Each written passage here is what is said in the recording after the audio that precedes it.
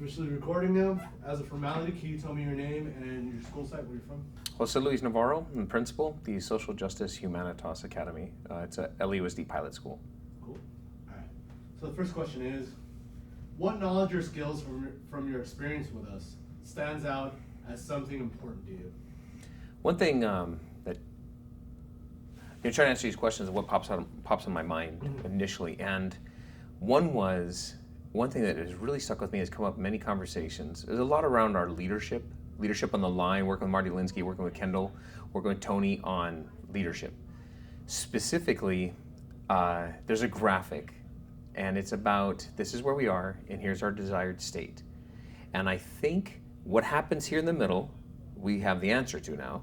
But I think a lot of people think it's traits. You know, you have a gregarious person that just kind of leads you everything. You have a bit of luck will get you from here to here. Just a lot of hard work. If you just buckle up. And then what we learned was it's leadership. This is what happens. It's hard, it's tough, but if this is where you're at and this is where you're gonna go, it's leadership that's gonna get you there. And deconstructing that, what that means, has been just an ongoing reflection. I think the idea, presenting these ideas and making us constantly thinking, it's a good question if you're always thinking about it. And so the questions I'm posed are things I reflect on all the time. And so the leadership, leadership paradox, has been really, really important to me because it's more of a foundational truth rather than just trivia, something I'm going to use in a conversation. It's something I'm going to live by. And I thought it was interesting, as many things are not new to me, a lot of the concepts aren't new to me, but I'm able to articulate them. I feel like ISLE has given me the ability to articulate some ideas, but also I think the confidence to do that. When you're in a community of learners, you realize you're not alone, and you realize you're a learner still. And it's so interesting to be able to share what you know, and it's very interesting to learn all these things you never knew. When I interview teachers, I often let them know I'm not looking for experts, I'm looking for learners. And it's exciting. It really is exciting to continue to learn things. I think my wife would categorize me as a little bit of an adrenaline junkie. We just got back from Hawaii, and if there's something to jump off, I'm gonna jump off, something to climb, I'm gonna climb it. And I get the same rush from learning. And I think there was a little bit of a stalemate there in my position. I felt like I got a little stagnant. And I felt ISLE was invigorating, being part of a community, so I knew I wasn't alone. There's that sense that I belong to something. That what I feel is important, but I also have a lot to learn. So it's inspiring and humbling at the same time. So I think specifically, the leadership was something that I take with me every day, that systems get the results they're designed to get. So it makes me reflect, what exactly am I doing? Because I'm getting these results, so I'm getting these on purpose. Makes me reflect on that.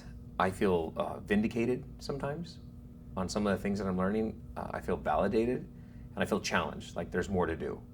I think it's a good balance. I'm really pleased to be part of this. And I think just personally, my wife and I have talked about just as important to have some Yodas in your life. Just have some mentors in your life. If Lexi Lawless, he said, if you're the best person on your team, find a new team. You should never be the best person on your team. You should always have a mentor. You should always have somebody to guide you. And I've really been able to find those amongst my colleagues, my peers that are in the program, and then Tony, Dennis, Roberta, Kendall, the other Tony, Stephanie. I've been able to find these mentors that are just not even give me the answers, just give me another question to play with and help me arrive at the answers myself. Awesome. Yeah, and that actually takes care of number 2, which is what stood out, and you actually mentioned what actually stands out. The leadership is always something, because I do think that's always been a belief, and this has been studied, that people traditionally have thought it's characteristics. Somebody with a loud voice, somebody who's tall, a male, somebody with a good chin. There were all these things and it's what you do. And it's interesting. I've had some success in my life, certain areas, just getting out of the situation I grew up in is successful. Being the first one to go to college, breaking that trajectory of the Navarros. And I didn't really know why sometimes. It was just, but there was things I did. And the importance of that is I could replicate that. I can teach my son, my daughter, and I can teach my students some of the things I did. I didn't know how to articulate it as well, or break it down, or I didn't know I was doing things. I was just trying to survive, but there are certain things that I was doing. And I think the fact that this is a moral imperative to me, and it's a moral imperative to the people at ISLE, Tony specifically, is something that I take with me every day, that I'm not just some hippy-dippy idealist, but I'm actually, it's important. Cool. Yeah, that's exciting. Number 3 is, think about the workshops you've attended with us with this grant. Is there a story about something you tried and what happened? Yeah, I always try this stuff like immediately. I'm constantly taking notes. It's almost one of the frustrations, too much good stuff. Yeah. I feel like I'm at, AMP. yeah, I feel like, it's funny, I feel like I'm at Baskin Robbins, but I'm on a diet. I got a limited amount of time, but I've got so many ideas.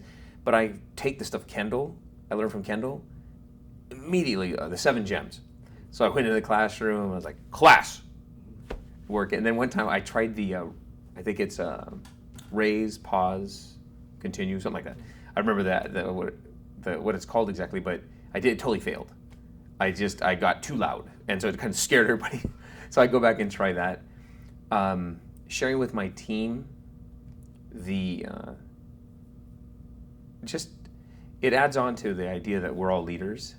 Being part of pilot school is teacher-led reform. I was a teacher that helped build the school. I led the team through the building process, and I knew quickly I needed to get to the sidelines. I couldn't be the leader. I needed to be a leader. If this was going to be successful. If it's just going to be a monument to me, then yeah, I need to be at the front of it. But it needs to be bigger than that for these kids. And I think all the workshops that kind of give me a little piece of that. I run back the next day, and I share some of this stuff. Tangible things would be 7 gems. Some of the graphic organizers we use, I'll just photocopy it and use it. The walkthroughs, I have these ideas, and then ISLE's being able to give me structure around some of these ideas, and it's been very helpful. Marty Linsky last year with Kendall on stage and doing that collaboration with the sheriffs was just eye-opening, really important. And I really appreciate the fact that ISLE had the forethought, Tony and her team, to bring in our teams. Because our districts often will share information with us, good information, but they expect us to go back and implement and teach, coach, and evaluate. We're the only profession where evaluator and the coach is the same person. Most people, you have the evaluator, and then you have somebody come in and coach you. Yeah. We're both. And so I think that this, the forethought of bringing our team in today, for example, and just all the time, building capacity, not just telling us to hold them accountable, building the capacity of everybody involved, putting us all on the same page is just really smart. It's really smart. So I get every time I go to a workshop, I get something out. There's always a really good gem. And to be honest, I don't go to workshops that aren't good. I would have dropped this after the very first meeting. I have a limited amount of time. I have a family, and my school is incredibly important to me. And if I'm not getting something out of this, I wouldn't have continued. But I keep coming back because it adds to what we do, and I'm seeing the results. Awesome. This last part is a 2-part question, but you kind of, I don't know if it might apply to you because what you answered, or is something that you learned from us in this program that's interesting or intriguing to you, but you haven't tried it yet, but you pretty much said that you kind of do it immediately, but if there's something that you haven't tried yet? I think it's a matter of fidelity. I think I try everything, and then I think I need to go back. The walkthroughs, I need to go back, and what I discovered is I need to make sure we agree as a school. We agree as a school on the strategies and tactics we use. For example, like some of the stuff we got from EDI. That's a great example. Is we've only adopted some of the strategies from EDI, not all of EDI, and some of that has to do with the way it was presented. It wasn't presented well. It was presented as a package, and I'm always skeptical of packages. Yeah. It was presented as edubabble, and I'm like, I don't have time for that. So we took the parts that worked for us, the walkthroughs, I really took that as my responsibility, even though it almost goes against, that's why I'm in this constant state of reflection. It goes against my beliefs of distributive leadership, but it's like my responsibility to make sure I led these walkthroughs. And so I went through, and then now it was my responsibility to share all the information. Now we're going back through, and I'm having my leadership team. We're going to agree, we already agreed on strategies, now we're going to agree on what we're looking for. So we're going to go through, we'll do the walkthroughs when we have time. So if you have a first period conference, I have a second period conference, we'll do it, but we'll reconvene in about a week, but we're all looking for the same thing. I think I was really making it bigger than it was. I think I need to make it a little more convenient, but also distribute the responsibility for them, not put all the onus on me. So I think I've tried everything. I think it's a matter of fidelity and just keep reflecting and going back. And I think Tony does a good job of that, is revisiting. And it's like our math curriculum. You go forward. I think the magic is what you teach. 25% of what you teach is new. Most of it's old. Then you go forward and you come back again. You go forward, you revisit. And so I feel like Isley's doing that, and I think we need to continue to do that. And I appreciate we're not bringing a bunch of new stuff. We just keep going deeper and increasing the fidelity with which we do the things we've already started doing. I'm tired. I'm fatigued with reform. I want to do it. Awesome. And yeah, the last part was just why haven't you tried it yet? The things that you said you haven't tried, but like you said. Yeah, I think a lot of it is just, it's all good. It's just a matter of time. And we're already doing so much as it is. We're already a very high-performing school in local context, and just not even just local context, in state context, we're high-performing. So we're already doing a lot. And it's a matter of, that's one thing you got to take a step back and you're like, you know what, relax a little bit. You guys are kicking ass. And we're not a sinking ship. We're doing pretty well. And I just don't want us to get complacent. So there's that balance of pushing, but not push people out the door. Yeah. Awesome. That's it, actually. Right on, brother. Awesome. Thank you so much for your time. No problem. Appreciate it.